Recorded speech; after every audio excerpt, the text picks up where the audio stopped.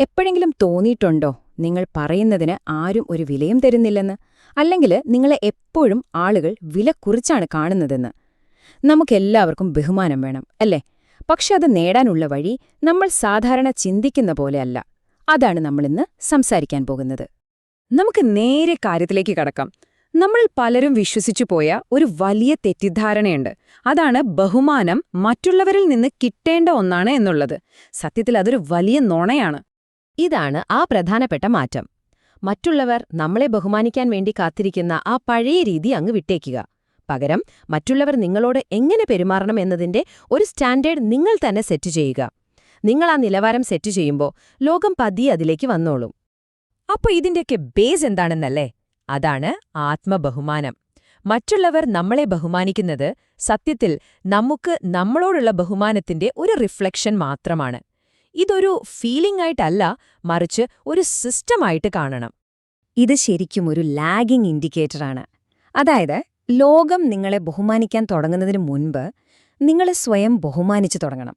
നിങ്ങൾ ആദ്യം പ്രവർത്തിക്കുക, അതിന്റെ ഫലം പതിയെ പുറത്ത് കണ്ടു തുടങ്ങും. അപ്പോൾ എന്താണ് ഈ ആത്മബഹുമാനം എന്ന് പറയുന്നത്? ഇതങ്ങനെ നമുക്ക് വെറുതെ ഇരുന്ന് കിട്ടുന്ന ഒരു ഫീലിംഗ് ഒന്നും അല്ല, മറിച്ച് എല്ലാ ദിവസവും നമ്മൾ ചെയ്യുന്ന ചില കാര്യങ്ങളിലൂടെ, ചില ശീലങ്ങളിലൂടെ നമ്മൾ തന്നെ ഉണ്ടാക്കിയെടുക്കുന്ന ഒന്നാണ്. ഇത് വളരെ ആക്റ്റീവായൊരു പ്രോസസ്സാണ്. ഒരു നിമിഷം ഒന്ന് ആലോചിച്ചു നോക്കിയേ.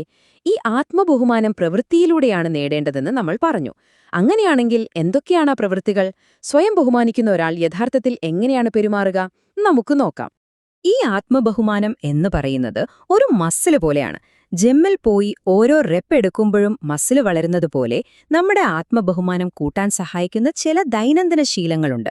അങ്ങനെയുള്ള 4 വർക്കൗട്ടുകളെക്കുറിച്ചാണ് നമ്മളിനി സംസാരിക്കാൻ പോകുന്നത്.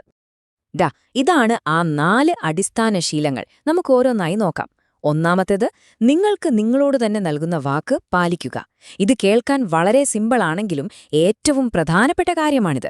നിങ്ങളൊരു കാര്യം ചെയ്യുമെന്ന് സ്വയം തീരുമാനിച്ചാൽ അത് ചെയ്തിരിക്കണം. നാളെ രാവിലെ 5 മണിക്ക് എഴുന്നേൽക്കുമെന്നോ വ്യായാമം ചെയ്യുമെന്നോ നിങ്ങൾ തീരുമാനിച്ചാൽ അത് പാലിക്കുക. കാരണം എന്താണെന്ന് വെച്ചാൽ, നിങ്ങൾക്ക് നിങ്ങളെ തന്നെ വിശ്വസിക്കാൻ പറ്റിയില്ലെങ്കിൽ പിന്നെ എങ്ങനെ മറ്റുള്ളവർ നിങ്ങളെ വിശ്വസിക്കും? രണ്ടാമതായി, നിങ്ങൾക്ക് ചേരാത്ത സാഹചര്യങ്ങളിൽ നിന്ന് മാറി നിൽക്കുക. നിങ്ങളുടെ മൂല്യങ്ങളുമായി ഒത്തുപോകാത്തൊരു സ്ഥലത്ത് നിങ്ങൾ തുടരുമ്പോൾ നിങ്ങൾ നിങ്ങളോട് തന്നെ പറയുന്നത് എന്റെ നിലപാടുകൾക്ക് വലിയ വിലയില്ല എന്നാണ്. അത് നിങ്ങളുടെ ലക്ഷ്യങ്ങൾക്ക് തടസ്സമാകുന്നൊരു ഫ്രണ്ട് സർക്കിളാകാം, അല്ലെങ്കിൽ മോശം ശീലങ്ങൾ പ്രോത്സാഹിപ്പിക്കുന്ന ഒരിടമാവാം. അവിടെ നിന്നൊക്കെ ഇറങ്ങിപ്പോരുന്നത് സ്വയം ബഹുമാനിക്കുന്നതിന്റെ ഭാഗമാണ്. മൂന്നാമത്തെ പോയിന്റ് കുറച്ച് പവർഫുള്ളാണ്. സ്വയം ഉപേക്ഷിക്കുന്നതിന് പകരം അസ്വസ്ഥത തെരഞ്ഞെടുക്കുക. ഉദാഹരണത്തിന്, വളരെ ടോക്സിക്കായ ഒരു ജോലിസ്ഥലത്ത് തുടരുന്നത് നിങ്ങളെ മനസ്സിനെയും മൂല്യങ്ങളെയും ഉപേക്ഷിക്കുന്നതിന് തുല്യമാണ്. ആ ജോലി വിട്ടാൽ ചിലപ്പോൾ കുറച്ചുകാലത്തേക്ക് സാമ്പത്തികമായി ബുദ്ധിമുട്ടുണ്ടാവും, പക്ഷെ ആ അസ്വസ്ഥതയാണ് സ്വയം ഉപേക്ഷിച്ച് അവിടെ തുടരുന്നതിനേക്കാൾ എത്രയോ നല്ലത്. ആത്മബഹുമാനം എപ്പോഴും എളുപ്പമുള്ള വഴികളിലല്ല, ശരിയായ വഴികളിലാണ് കാണുന്നത്. അവസാനമായി, വികാരപരമായിട്ടല്ല, സത്യസന്ധമായി സംസാരിക്കുക.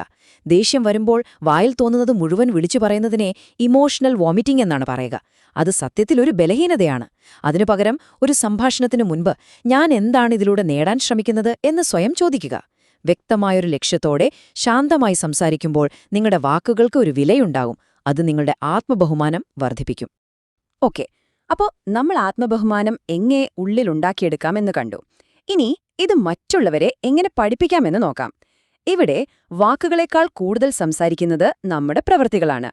ഇതൊരു പവർഫുൾ ചിന്തയാണല്ലേ? ഏതു സാഹചര്യത്തിലും കൺട്രോൾ ശരിക്കും നമ്മുടെ കയ്യിലാണ്. മറ്റൊരാളുടെ പെരുമാറ്റം നമ്മളെ എങ്ങനെ ബാധിക്കണമെന്ന് തീരുമാനിക്കുന്നത് നമ്മൾ തന്നെയാണ്. എന്നെ ബഹുമാനിക്കണമെന്ന് ഒരാളോട് 100 തവണ പറഞ്ഞിട്ട് ഒരു കാര്യവുമില്ല. എന്നാൽ ബഹുമാനമില്ലായ്മ കാണിക്കുമ്പോൾ നിങ്ങൾ എന്ത് സഹിക്കും, എന്ത് സഹിക്കില്ല എന്ന് നിങ്ങളുടെ പ്രവൃത്തിയിലൂടെ കാണിച്ചു കൊടുക്കണം. അതാണ് ശരിക്കുള്ള പാഠം. ഒരു ഉദാഹരണം നോക്കാം, അപ്പോൾ ഇത് ക്ലിയറാക്കും. ഒരു മീറ്റിംഗിൽ വെച്ച് ഒരു സഹപ്രവർത്തകൻ നിങ്ങളെ ഇൻസൾട്ട് ചെയ്യുന്ന രീതിയിൽ ഒരു തമാശ പറഞ്ഞു എന്ന് വെക്കുക. എന്നെ ബഹുമാനിക്കണം എന്ന് തിരിച്ചു പറയുന്നത് വളരെ ദുർബലമായ ഒരു പ്രതികരണമാണ്. എന്നാൽ ഒരു വാക്കുപോലും മിണ്ടാതെ ശാന്തമായി ആ റൂമിൽ നിന്ന് എഴുന്നേറ്റു പോകുന്നത് വളരെ ശക്തമായൊരു സന്ദേശമാണ് നൽകുന്നത്. ആ നിശബ്ദമായ പ്രവൃത്തിയുടെ റിസൾട്ട് എന്തായിരുന്നു എന്നറിയാമോ? ആ വ്യക്തിക്ക് ജീവിതത്തിൽ ലഭിച്ചതിൽ വെച്ച് ഏറ്റവും ആത്മാർത്ഥമായ ഒരു ക്ഷമാപണമായിരുന്നു അത്.